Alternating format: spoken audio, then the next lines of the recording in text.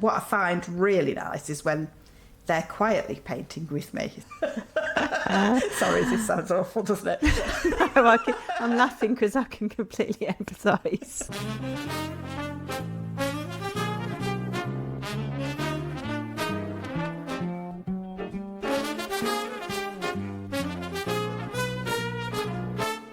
Welcome to the Art Alchemy podcast, where we talk about art and cultivating a creative mind. And today for episode 5, we're going to be talking about creative communities. And I think most people's experiences of early type creative communities will be within the education system, which was what mine was. I went to art college in Warsaw and did a foundation art degree and A-levels there as well, which probably was my first art community.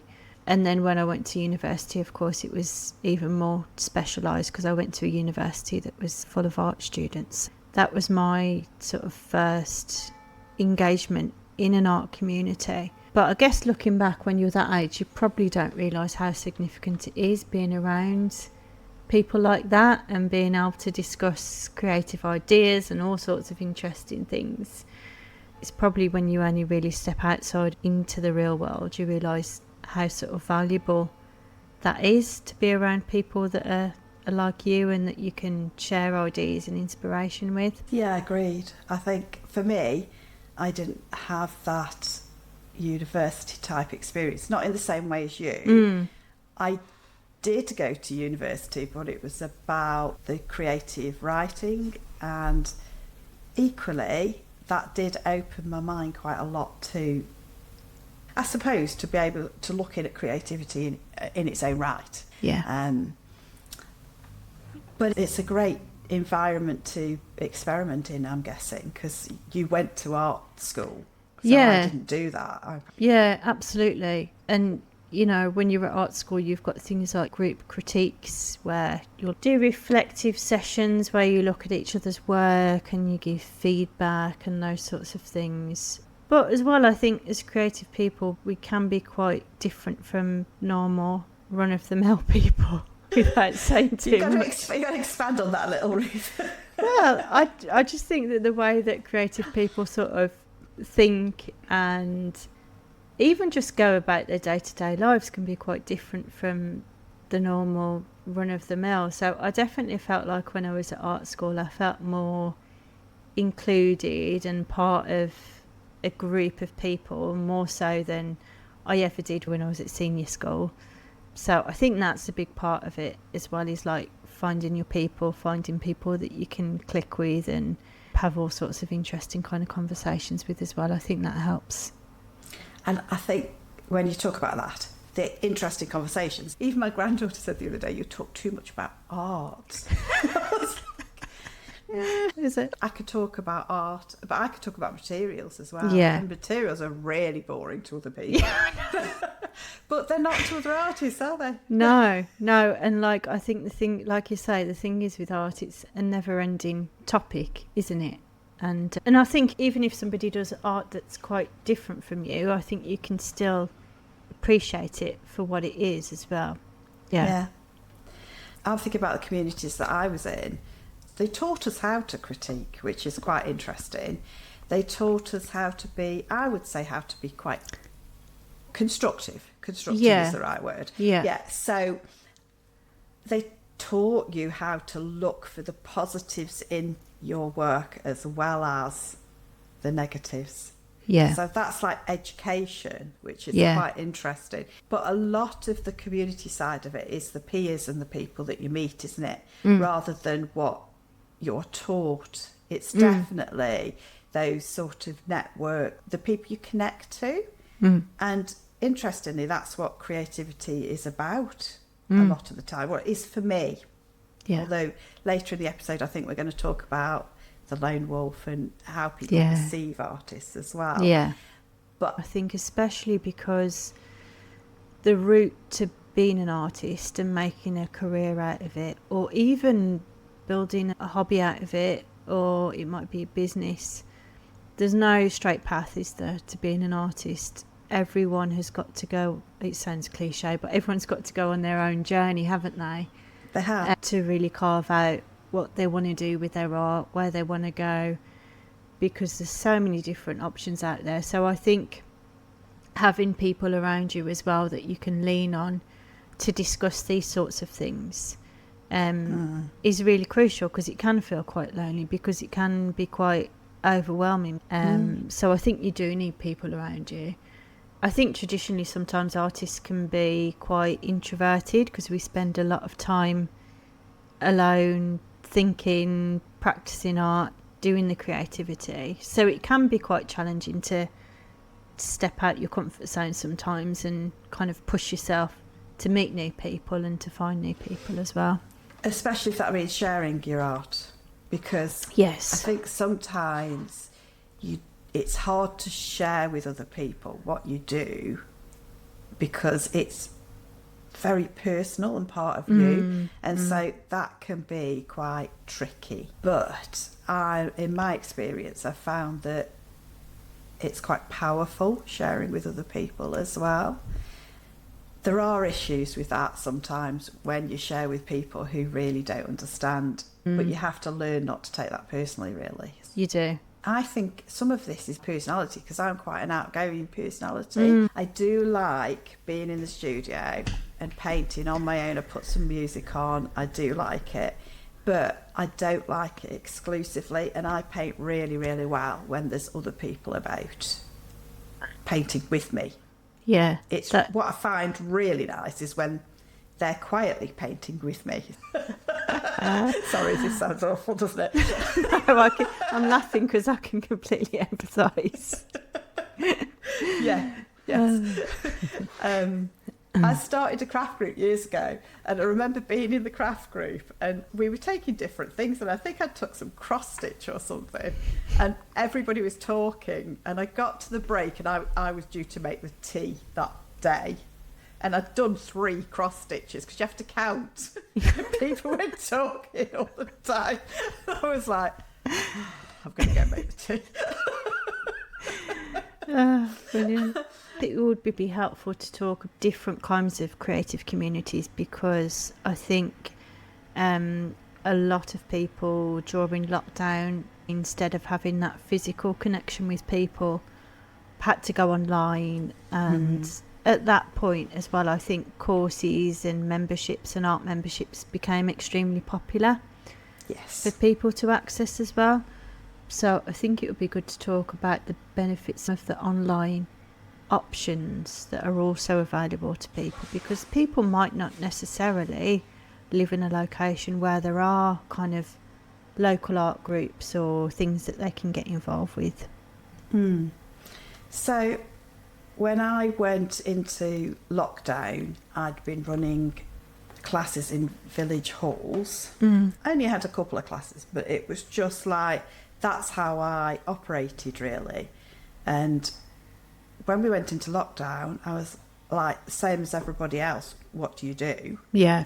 And I thought the only way I'm going to keep in touch with people is to learn this online thing. Yeah. So I had somebody who contacted me, Ben at Web Optic. He'd done a little bit of work with me on the website, and what he said to me was, we're going to start up this membership thing that people can join, and we can put videos, basically. So lots of people did it. So yoga teachers went online with their yoga classes, and he let everybody do this for nothing. It was really, really good. He was starting something up himself, but he just realised that it was a good thing to do. Yeah. I said, yeah, okay, I'll have a go at this. So we used to do a Zoom call, and obviously everybody did Zoom, didn't they? Everybody. Yeah, like, that's all everyone was using to start with, yeah. Absolutely. So we'd do a Zoom call every week, same time as classes would run, and a lot of people didn't do it, but there were people that did. And those people that did, there's a couple of them that said, you saw us through. We just really loved that, because you still had a community, and it's not always about the art. Sometimes it's about, because I get people who are older and join in when they've retired or whatever, and they're just being in touch with friends as well. And yeah, exactly. Yeah. But what people also said they liked was the fact that they could replay those videos, which is something that you can't do. So I was doing a demo and then they were painting themselves, but they would watch the demo, we would talk about it, and they would go back through it. And they said it was great because they could play it and stop, and then they could do a bit, and then they could play it and stop. And that's fabulous, isn't it? So you do get something online. This is my point. Yeah. You can pick up on things that you perhaps wouldn't have done because you'll go back through it, or you'll, pay it alongside or whatever. So it's interesting. I do think there's a different side to the online. And I think it's also interesting because we've met in a community, haven't we? Yes, exactly. That was where we met. It was, well, I suppose it was more like an art business course, wasn't it, than a purely art course. It was more focused around getting your website up to date, how you communicate with customers, that sort of thing.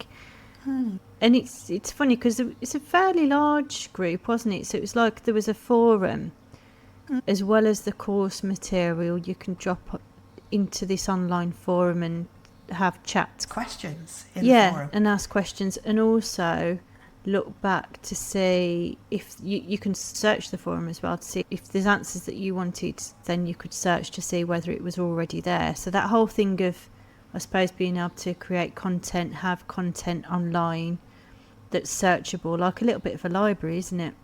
A benefit to having things online and make things accessible for people.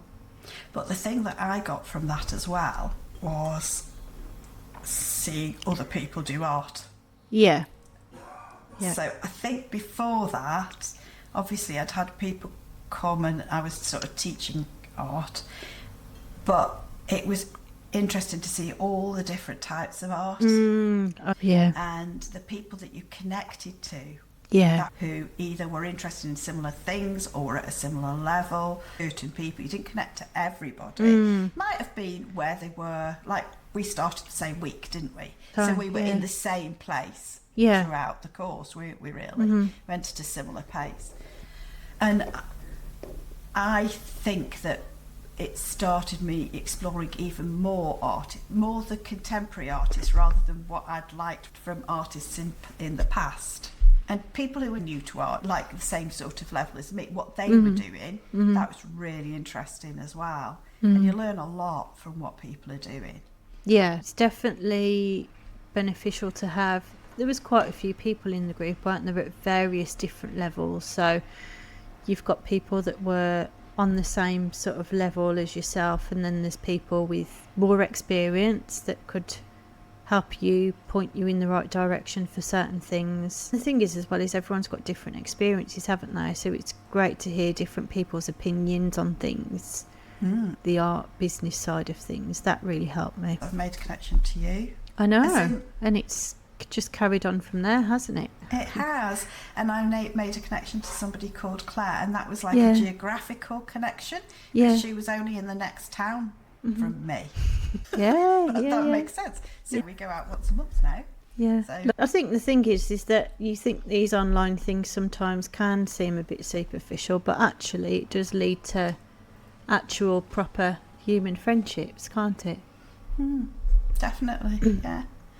We've been talking about like-minded people within that community that Ruth and I were in, but often people don't necessarily deliberately look for like-minded people, but what happens with the community is you come together and you find like-minded people. So the next thing we thought we'd talk about was the different types of community groups and how those different types of communities mean that people come together at certain either times in their lives or because they have a particular need.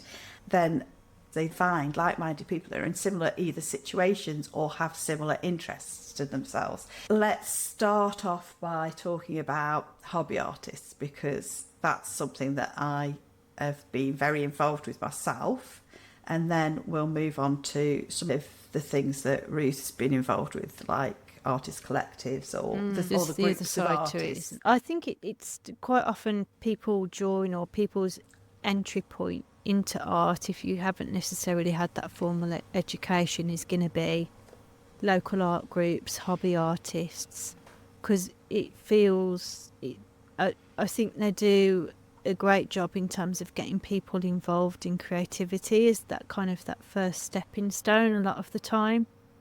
Or not even a first stepping stone. Some people just want to have a hobby, which is why exactly. we're terming it a hobby artist. Yeah. Something that they really enjoy and can get involved with.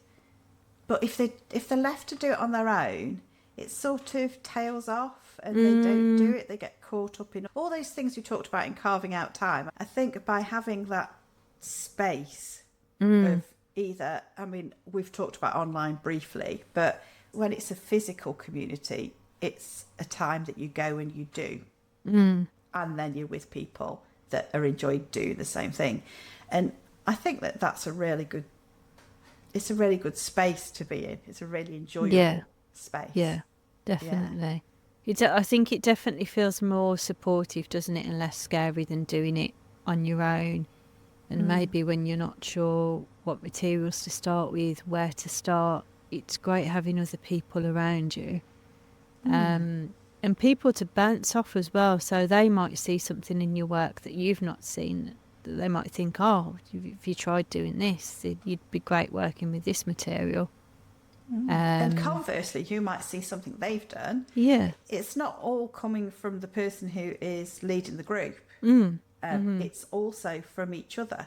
And the person who's leading the group, I mean, I lead groups, but I learn from my students all the time because they come up with something new or they paint in a certain way and I think, oh, that's interesting. A community where you learn or you're supporting each other, which is quite different from just going to a class, I feel, in a way. So although we call them classes sometimes, I think community is a better term for it, really. Does that make sense when it's this creative side? Yeah. That's why we call this episode Creative Communities, isn't it, really? It's like, yes, there's classes, there's workshops, but they're just labels for places where people come together and are doing a similar thing. When I've got a class, I don't know about you, you've got something in your mind that you're trying to get over teaching. Like an end goal, yeah. There is some sort of end goal. Yeah. However, in a community type course, a community class, it's often a lot of the things that are almost more valuable are the things where you're sat round, you might be talking about your everyday stuff. I had one piece of advice from another local art teacher and I said to her, I actually was asking her permission to do it really because and she said to me, and I've got just one piece of advice, just watch that people are not losing confidence in what they're doing. As long as they stay painting, they will progress. Yeah. Yes, you can give them techniques. Yes, you can do all these things. But if you keep painting, and that's what these groups do. You're sitting there, you're painting, and learning from each other. Without it, it's almost automatic. Does that make sense? Yeah, I totally get that. I mean, I host a monthly art workshop in our local park, and a big part of it is centred around mental health and mental well-being, of being creative and getting people out in nature, observing nature. So it's not a particularly technical class, and there's often not really a formal end goal where you'll end up with a picture of, I don't know, say a palm tree. But it's more getting them experimenting with different materials and observing and looking what's around them. But I've also found the more important part of being a workshop leader is actually facilitating that space for them. It's giving them a space, isn't it, for them to turn up, and then giving them permission to be able to go off and observe the things that they find interesting and to explore the things that they want to explore. So I guess it's about giving them enough sort of guardrails that they're not completely overwhelmed by too many options of what we're going to be drawing that day, but giving them the kind of, like you say, that space. And then I'll find by the end of the class that everyone's always sort of really chattering away and having a good laugh, and it's lovely just to be in that atmosphere. It's really nice. Yeah, and going back to the like-minded people, I always find that art groups are really lovely for some reason. Everyone that I've had has been super nice and just really enjoyable to be around. I think it does help that you're doing creative things that's enjoyable. People, they sort of drop down their ego a bit probably doing it. So you see more of the real person, I think.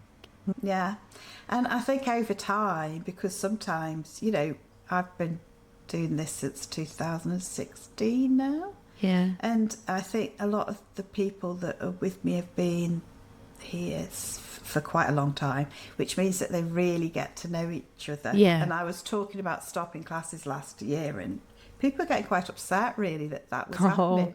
I know, because they're all friends, and that's the place they meet. So, and you do get different people. You do get people who want to progress their art, but you also get people who are just wanting to go to a place where they're doing something they really enjoy and they're meeting other people. And it can be people at all different stages of their life. It might be anything from a young mom up to somebody who's now retired that's found they've got more time to themselves and wants to meet other people. So it is I think it's a fantastic way to meet new people as well, that doesn't necessarily need to involve, I think particularly in British culture, like drinking or, you know, it's a healthy thing to go out and do, isn't it, and to meet other people.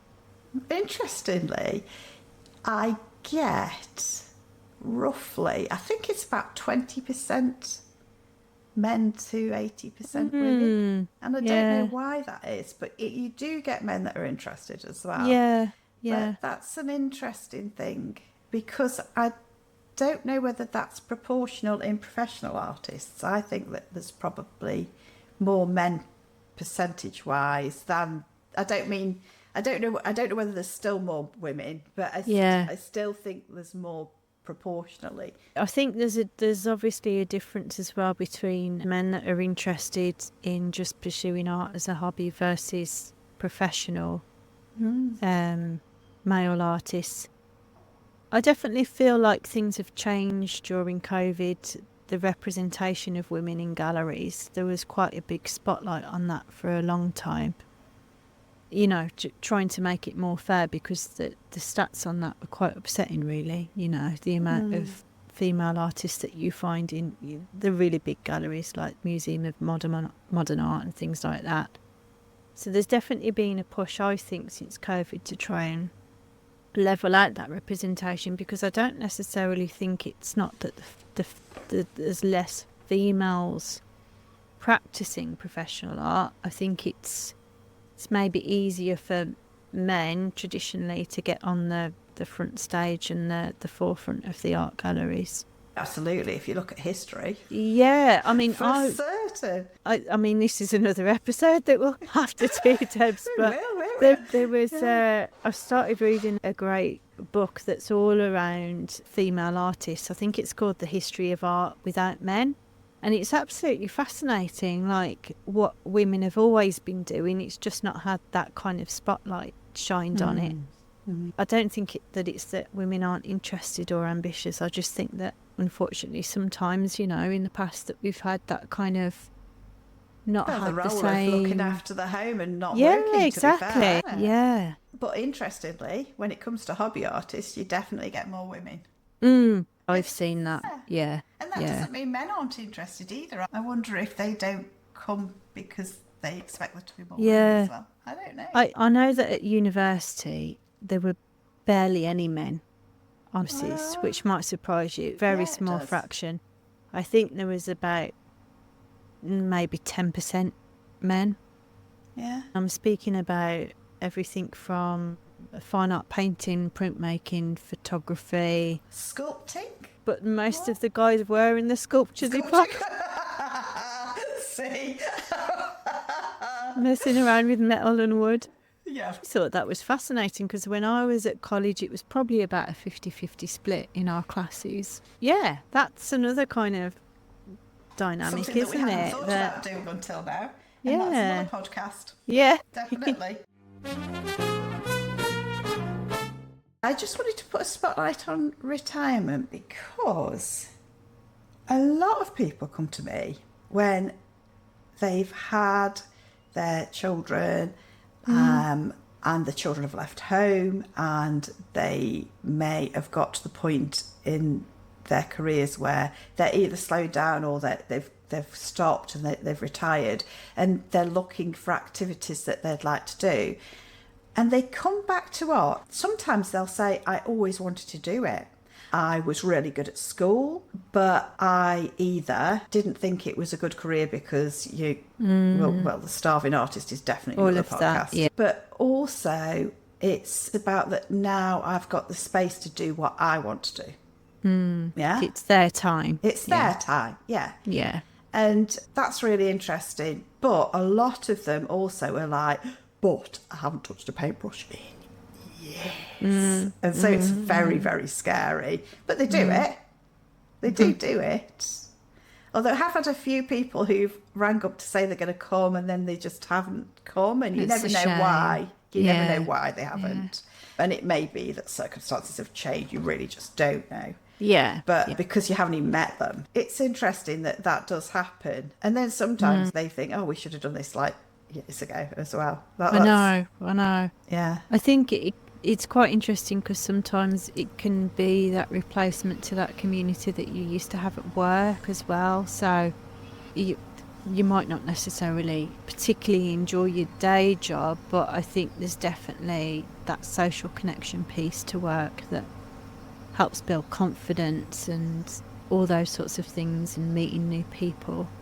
So I think when people do retire, if they've not necessarily got a hobby that they can turn to, I do think it's really important to have something in your life that's outside of the day-to-day stuff where you can kind of connect with people and have that social aspect as well. Although also I've had people who have got children and they just want something for themselves at a different time in their lives as well. It's not just people who are retired, but it's just that there is often people who retire, they're looking for something that is of interest. And then they are looking for more of a community class as opposed to going to a class at college or things. So when I say that I have a goal in mind for the term, I might be concentrating on colours or something, but you are producing paintings, that's what you're doing. Different people will do it in different ways. Some people will do a step-by-step thing, and I used to do that years ago, but I don't tend to do that now. Is there any advice that you'd give people? Maybe they're at the beginning of thinking, I'd really like to do something creative. Maybe they're not quite sure where to start or what kind of community that they want to join. Are there any particular questions that you think would be helpful for people to ask themselves before they dive in on what kind of thing that they choose to drop into? It depends. If it is like a hobby type thing, then people are often looking for something that is accessible to them fairly close as well. So Yes, that's true. That's definitely something to... Yeah, looking around at what's local, but then considering we have in our village, and it's a tiny village, there's me who does... I'm more experimental, I do acrylic, I do other mixed media, etc. But also very much about you finding out who you are. It's like, so it's quite different to somebody else. So Sue is also, who also teaches in the village, she will encourage you to be your own person, but she does teach watercolour, and so some of that has to be step by step from it's like technique, a lot of it. And then we've got Mark Lippett in the next village. He's a very detailed artist. He'll be very good if you want to do drawing. So it does depend sometimes what you want to do. Now, if you contact one of those people and then you explain who you are and have a chat with them, they'll tell you if you're in the wrong place and they'll suggest somebody else. I would suggest, Yes, definitely. actually, you're looking for somebody like. I would do that. I mean, I'm assuming the others would do that because it makes sense to do that. And I have no issues with somebody coming to my class and then going, no, this isn't for me. I'll go on. Try it, see if you like it. Sometimes it isn't for you.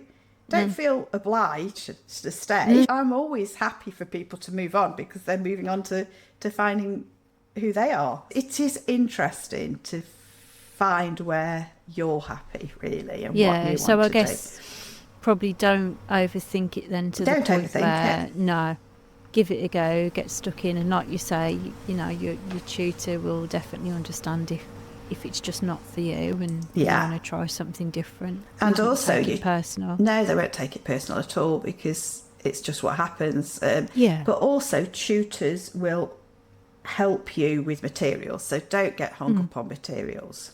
Don't let that stop you, because you could be doing research for years if you were to work out exactly what you need and all of that kind of thing. I think you've really got to experience these things, haven't you, to know as to whether it's for you or not. And the only way of doing that is just giving it a go and getting stuck in, really. And the thing is, if I give a kit list, I can give a kit list, but if I do, then you might like something else as well. It's it's a little bit, you do find your own way.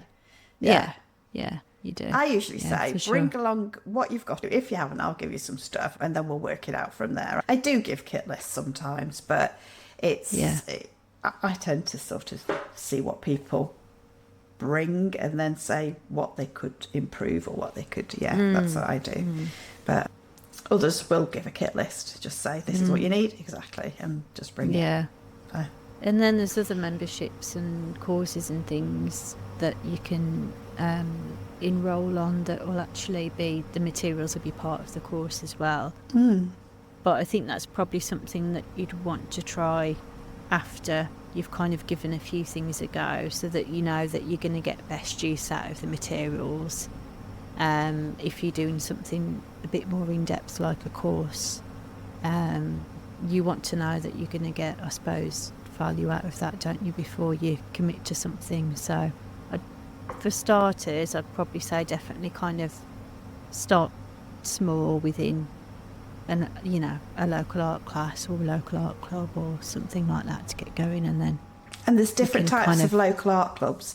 So you've got ones where you've got somebody who's teaching, and then you've got local art clubs where people are coming together who are just providing a space. And sometimes they'll provide, with Stafford Art Group is fabulous because twice a week they meet and you just bring your own painting. So you are making the decisions on what you're painting. But what they provide is they'll provide somebody to demonstrate every now and again. They'll provide a life model every now and again, and they'll provide exhibition space. So they organise those things. So your membership pays for those things. And then you're meeting with like-minded people. Whereas if you come to a class, you're going to be guided through things, whether it's your own painting. So it could be some people, you would come and they will talk you through your own painting and give you supervision, etc. Supervisions are off. And then there are other classes where they'll say, this is what the painting is, we'll step by step. Now, workshops are a bit more like that because at the end of the day, you'll have a piece of work. So you go out, it's like a day out, a workshop.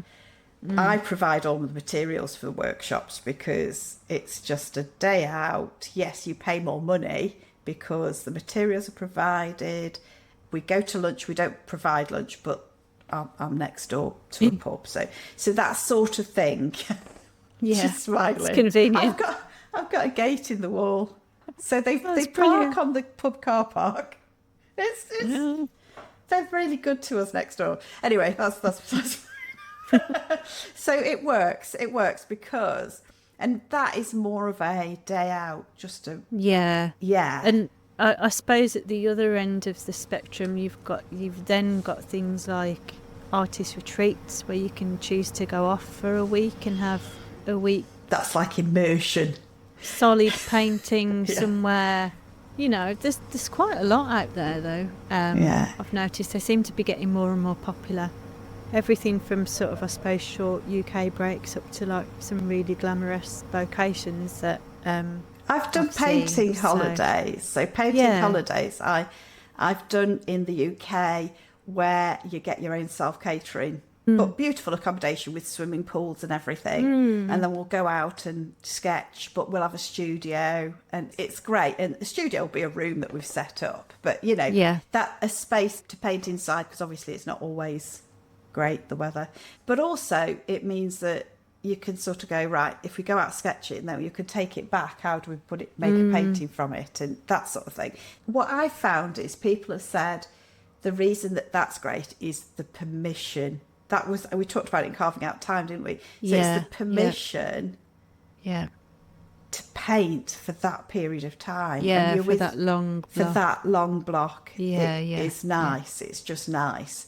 And, you know, they've got some freedom to have a bit of a break and go in the swimming pool if they want to. But a lot of people, we do sort of paint throughout the day, really. We did do quite a luxury one before lockdown, and I wouldn't do it now, but we used to go to France, and people we would pick up from the pub next door, and we would completely take over all of the, so people would pay, they'd pay more money, but they would pay, and we would book their flights, we would have a minibus waiting, we would have somebody to drive them round the other end, they would be fed everything. They couldn't spend money. Sounds fantastic, Debs. Are you sure you don't want to start again? Well, it wasn't just me. There was a lane involved in France. So she used to do all the catering, and she used to provide. She had this 7-bed market farm house near to Limoges. Market farm. She was doing it up, and we'd got these, her bedroom, my bedroom, and then there was the 5 bedrooms, so we only took like 5 people away, and it was really good. It was good. And I've still got easels out there. I'm like, have you? Yeah. Gosh. Because we provided was all it of when the everything materials. got shut down? We haven't done it since. And the short breaks I like the idea of overnight breaks now. However, I'm going to move on. So we've talked quite a lot about hobby artists, people that are just doing art for the enjoyment of it, coming along to workshops and things like that. I think the other side of that is people pursuing a professional art career, whether that's with galleries or on their own in terms of professional art groups. Normally they're known as artist collectives, but they can take lots of different shapes and forms. You can have everything from the charitable status of an art collective, where you're coming together as a group of artists to perhaps facilitate things for the community. Other art collectives can be focused more around the professional and the career side of things. So there might be somebody facilitating things like exhibitions for a group of artists, and quite often they've got like a common theme. So it might be that you're all UK watercolour artists that want to get together as a group and want to kind of represent yourselves at things like art fairs. Because there's quite a few art fairs, aren't there, Debs, that only will accept either galleries or artist collectives. So if you're interested in doing things like that, that can be quite often become a real benefit to being part of a collective to do those sorts of art fairs. Yeah, I think, is it Cheltenham? Oh, I can't remember. There are different ones. There's quite a few. I know Edinburgh's one that will only take groups as well. So, and I think the benefit to being around a group of artists that are really, I suppose, driven as well, you get to share knowledge and with each other, and it's having that identity, you know, you can have a reputation more with a group of you together to be known for, particularly if you've got a niche around something. Yeah, and that breaks that comes to another type of group, because it's like you've got your little collectives where you've got 3 or 4 artists where have come together to do exhibitions together, and I know you're doing something where you've got a small. I am locally, and I've got Sue and Claire, and we've actually got a Shrewsbury gallery next year that we've got about 4 weeks that we're showing together. Fantastic. So that's providing an exhibition space. And what's nice is if I was doing it on my own, it's more scary. Yeah, it's quite a lot of pressure, isn't it? Yeah. It is. Yeah. And you can have little meetings. We go out for something to eat. So we provide some sort of accountability really as well. It's like, what's happened? How have we moved forward? Are we going how are we going to get people to know this advertiser or whatever we're going to do? You're actually planning it together. Otherwise, you're doing all that on your own, aren't you? Exactly. Which is fun, to be honest. It's not. And when you've got, say, like a group of, even if there's just like 4 or 5 of you, if you're all contributing to that social media, you're going to get more eyes on your work. The people that are interested in their work are also going to find something about your work that's interesting as well. So you're kind of multiplying that effort, aren't you? Yes. Into your audience and finding your people. There's a little bit of support as well, isn't there? Yes, definitely helps. Yes, you feel much braver when there's... Yes, you do. I mean, at the moment, I'm in the early stages of trying to start something off locally. And that's because I myself here, I've got people like you, Debs, that I know that we've not actually physically met in person yet. But I'm wanting to find people closer to me geographically that I can meet up with, and we can have that kind of that back and forth as well that we discussed right at the beginning of the topic about being able to discuss things within a group of artists. And we're looking for a shared studio space at the moment that we could potentially hire together and have a space where we can physically meet and see each other's work and discuss things, which I think is super important. That would be wonderful, but I've looked locally, there's one in Stoke. It's just that little bit far.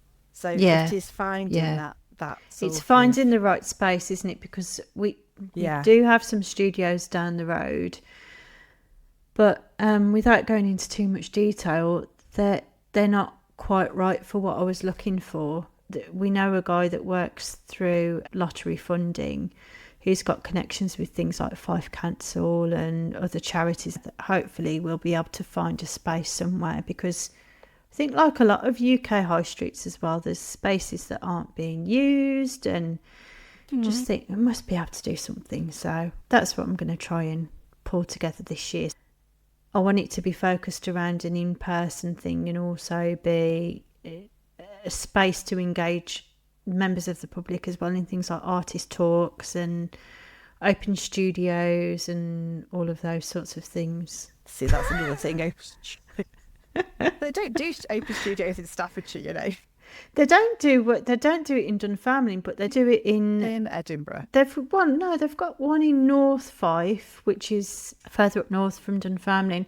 And then they've got Central Fife, but for some reason Central Fife doesn't include Dunfermline, which I find very strange. One here, it's right, yeah. Strange. Yeah. Something else for you to start then, Debs. I thought about it. And I'm like, I'm joking. Maybe not this year. Maybe next year. So going back to, there's lots of types of professional communities. Loads. I could have done a whole episode on that because and there's lots of different financial models. So I've seen some people where you have to pay a monthly fee to be as part of an artist collective. That's probably if you're looking to do, regular exhibitions, studio space and those sorts of things. And sometimes they're a bit bigger. Sometimes they are, whereas I'm choosing to start off quite small because I'm still very much at the early stages of figuring everything out as well. It's not so just that, I couldn't take. But if you have an exhibition and you're showing and there's just like 3 of you or 4 of you, whatever, then more of your work's there as well. I think that is quite nice in a way. But there are sometimes collectives that are quite big. Yeah. Or you get professional organisations as well, and they have opens and things. So that's it's almost a different. So you'll have organisations as well, professional bodies that, like the Royal Birmingham Society of Artists, for example. And you have to be invited to join and that sort of thing. But then they put on exhibitions and stuff like that. And that's a different thing again. But again, it's still community. Yes, it is. Because sometimes you feel like I'm here behind my wall, hiding on my own, with the professional side, I felt a little bit like at sea, I think. Yeah. It's only recently that I've started, and I think it's because I've joined some online communities, actually. So I've joined the Connected Artists, and it does make you much more confident. Yeah. Because you're amongst other people, and you think, well, if they can do it, then so can I. And then you're in this big community of people who are often in a much further ahead of you. They're further ahead of their journey than you. And they've probably done all of the things that you're doing and made all of the mistakes that you're making. Yeah. But they're there and you can ask them things. That's the thing. If you want to. I haven't actually been very active in there. Yeah. Because I'm just soaking it up at the minute. Yeah. That doesn't mean to say I'm not watching what's going on. I'm doing that. Can definitely shortcut, can't it? A lot. Because you'll know yourself from the experience that you've got, how much you've learned along the way. It's amazing, isn't it? It is. How you think back to how you used to do certain things in certain ways and think, gosh, I'd never do that now. Yeah. You know. And I feel from the professional side, I'm at the beginning of this. Yeah. Yeah. I was just like an amateur who was going to watercolour classes. Then I was playing with acrylic, open something, because it was just a little thing, really. Do you think there's had to be a change in mindset for yourself in order to sort of let yourself say, right, I'm going to try this now? I think there still has to be a change in mindset for myself. I'm hiding my art. I'm trying to get out there. Yeah. I am making and steps, is that the reason why you joined up with your other artist friends to do the exhibitions and do it in I suppose, a supportive environment? I was trying to do it on my own, and I was finding it was a little bit It's hard, daunting. Isn't it? Yeah, very hard putting yourself out there. Yes. Definitely. I mean, I've got a lovely gallery down in Brighton as well, which I suppose is another type of career, which are an absolutely lovely group of artists. The curator that looks after the gallery, Caroline, it's called Liberation Art Gallery. She used to be an art therapist, so she's very much focused on the mental health side of art and the well-being side of art. She does workshops and things in there as well. But I just knew as soon as I went into that gallery, I just thought this has got something a bit different and a bit special about it. And she's obviously individually picked artists, not just based on their art, but based on their story, where they've come from, you know, the kind of the journey that they're on with their art as well. And I could tell that when I met the other artists, because sometimes there can be, I've experienced it in the past, a little bit of kind of ego, you know, with artists, but these group of artists were just so lovely and down to earth, and you know, it was quite refreshing meeting them all. And I've kept in touch with them since and gone back to the gallery since and had some lovely chats with them and seen their artwork sell as well. So it's great because it feels very supportive. That's really nice. I suppose that, you know, just be careful because there are other gallery spaces that are just so focused on the commercial side of it, and art might not necessarily be that interested in who you are, what you're doing. I suppose that's one of the benefits of going to university as well. You kind of get used to all of that stuff, like preparing for an exhibition, putting things on show, talking about your artwork, all of that stuff, which can be quite daunting and a bit of a challenge. But after saying that, I have done a lot of exhibitions and things, but they've just been very local. That's, you know, so it's not. It's just, and I did it with other artists. I did it with Sue and I did it with Barbara and Lydia. There was a few of us. We were the main four, and then there was a couple of others as well. And we did it in the church. And it was, and I'm going to say, amazing, right? Because we had to be so careful about hanging things and not damaging the walls, etc., etc. And it looked fabulous because obviously the building was great. Yeah, the architecture. And we had to be really mindful of the building, but also quite inventive in how we were going to hang stuff. I feel like going to an art fair would be easy comparatively. It sounds weird, but yes, you might have bigger paintings perhaps. But other than that, it's Yeah, just, because they generally put kind of hard shells, don't they? Just walls, and then you've just got your hooks and new things that you put over the top of it, and it's quite straightforward and simple. And you only get sort of a couple of hours to get everything set up anyway, so I think they make it. And I think that leads me on to something else that I think would be interesting to talk about, which is community or types of support outside of your artist groups, and your friends and your family, and what that's like versus being with an artist group. yes. Any And that's thoughts, quite Debs? different. Yeah, it does. It definitely depends on who you're speaking to and whether you've got, I suppose whether you've got arty friends or not, and whether they understand, appreciate anything about art. Some of my friends are very interested and,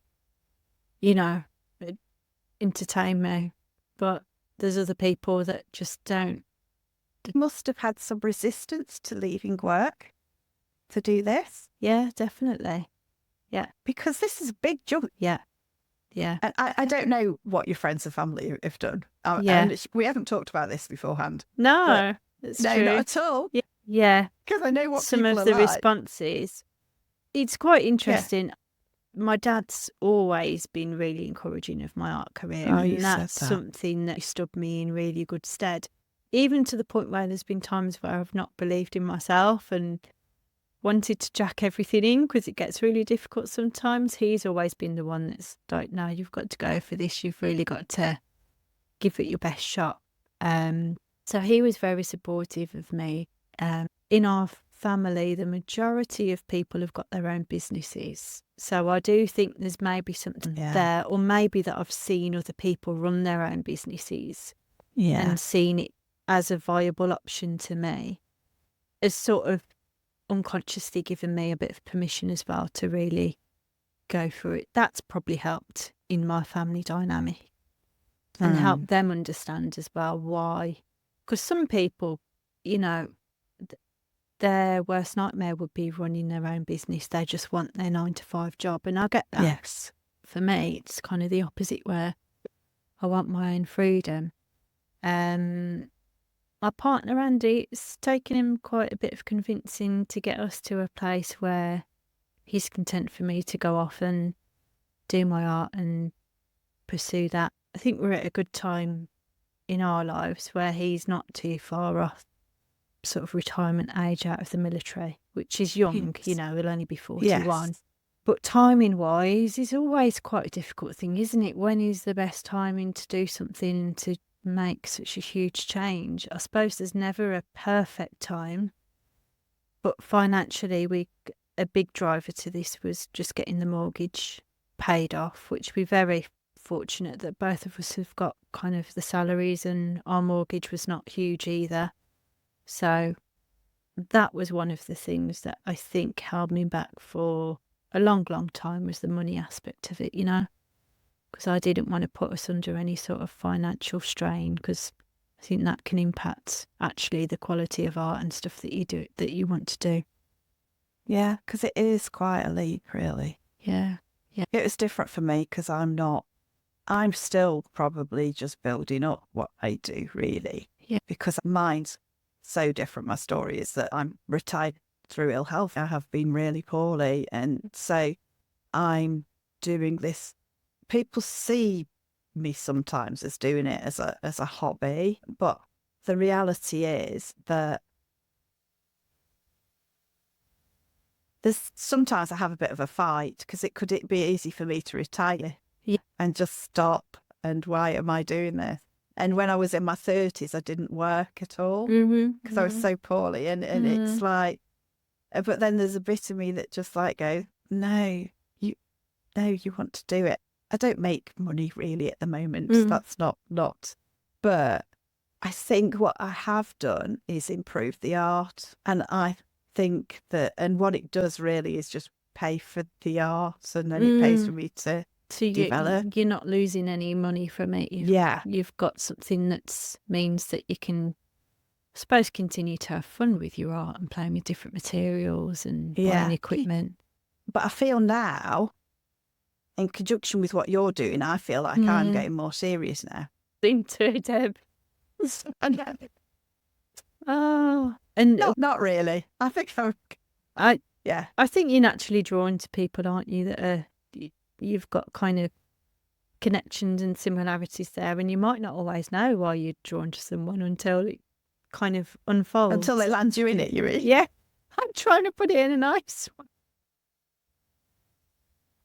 No, I don't read that. Oh dear.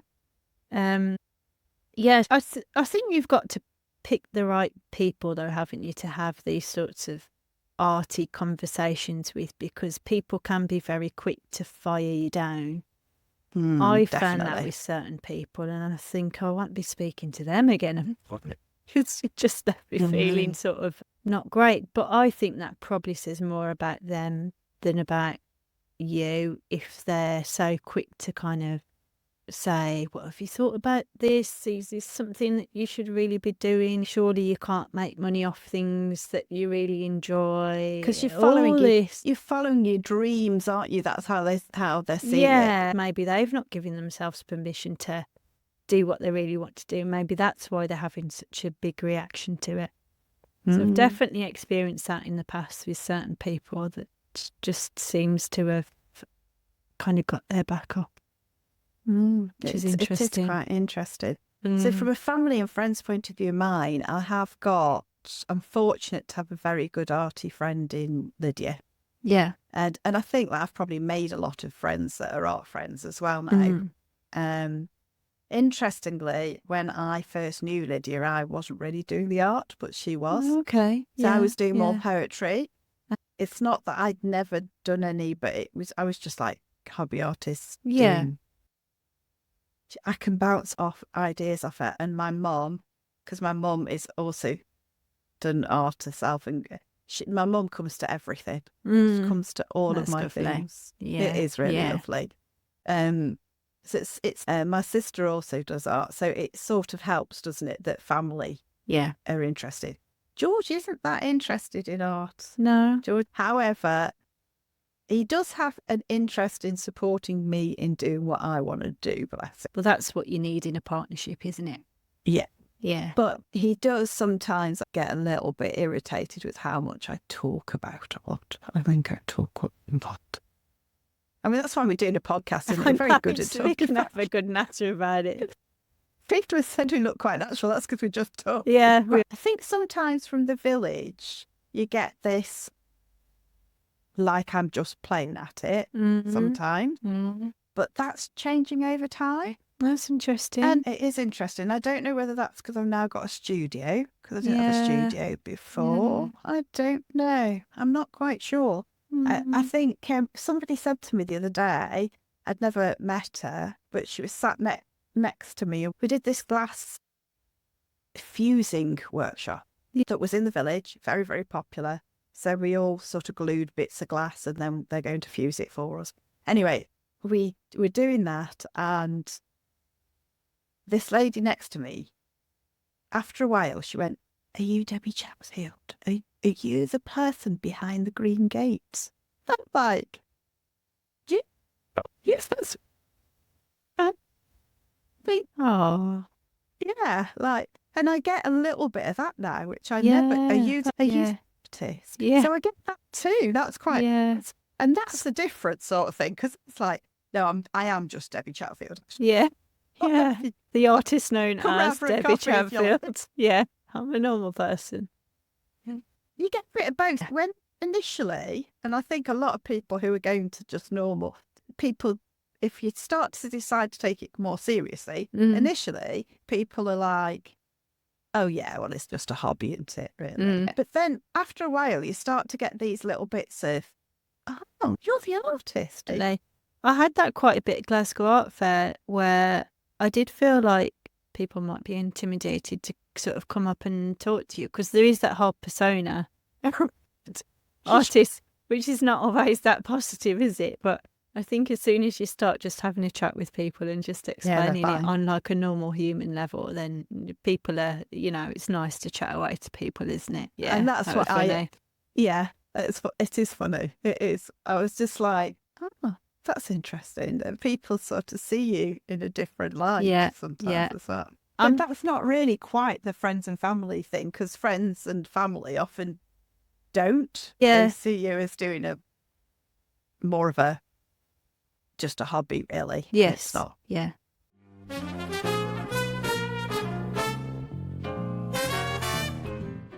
Okay, so let's move on to takeaways now. Well, it's probably quite a general one, though. I think the thing that I've been thinking about as we've been talking is just the variety of different ways there are to connect with different creative communities, the amount of options that are out there for people, whether that's online or in person, but also just how important I think creative communities are as well, not just for your creative career, but also just meeting like-minded people and finding that support.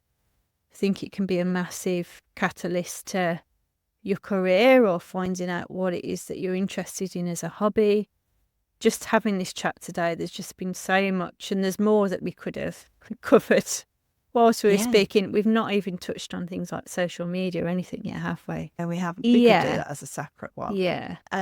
If you're looking for communities online, or a lot, there's loads to choose from. Yeah. So I suppose that's been my main takeaway, is just that there's so many different opportunities to work with other people and do things that are mutually beneficial. I think there is a lot in this episode, and that's been harder for me to have one specific takeaway. Weirdly. Yeah.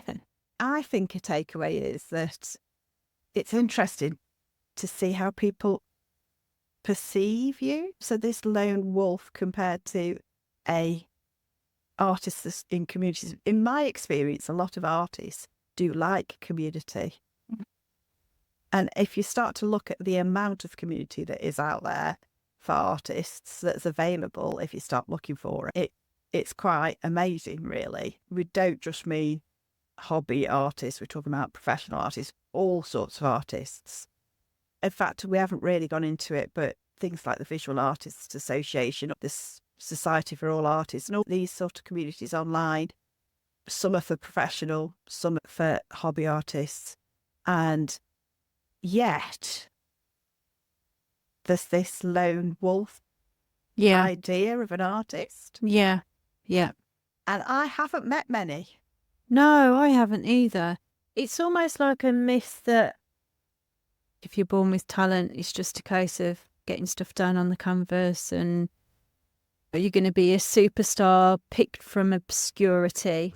Whereas actually, you need quite a lot of support and community around you to even have any opportunities to sell work, be in exhibitions, meet other people that are doing similar things that you want to do. There's the people aspect that's integral to business to get anywhere. So I think maybe some of it comes from that. The networking aspect. Yeah, I think maybe some of it comes from that there's a kind of a myth that you're talented and you're just going to be put on centre stage, and it doesn't take any hard work to get good at your art, you know. But maybe there are some lone wolf artists out there. Yeah, if you're out there and you're a lone wolf, get in touch. Said, you automatically think everybody's the same as you. Yeah. And I'm like, okay. And then I'm trying to think of people that I know that aren't wanting community. Yeah. Do answer us. Do put things in the comments. We're really pleased when you contact us directly as well. But it will support us if you comment as well directly in these, because that helps us to get out a little bit further.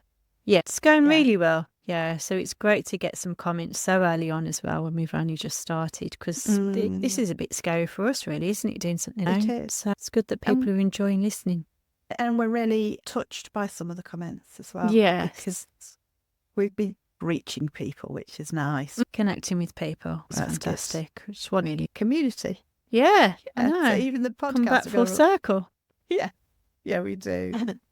I don't know whether I did quite say about a takeaway, but I think we've had a chat. So I'm not quite sure whether I got a takeaway quite from that. But it was just that view of different perspectives. Yeah. And I think it's interesting as to which environment you're showing in or who you're speaking to. You'll get different kind of perspectives from people. We talk quite a bit about friends and family's perspective versus the difference of when you're at an art fair. There'll be different kind of perspectives from people and different conversations. Your local community perspectives will be different from people won't necessarily know you in the same way because you won't be a local artist. Yeah. But that doesn't mean to say, I mean, I've just had somebody last minute join onto the painting holiday. And again, this might go after the painting holidays run, but that was really nice because they've been in touch with me from further afield than my local community. But they will be seeing me completely differently. And that is interesting, how people perceive people. Definitely. Right. It's sun's just come out here, so it's been lovely chatting to you as always, Debs. It's been great. And thanks everybody for listening. We'd love to hear from you as always. And see you soon. See you soon. Bye for now.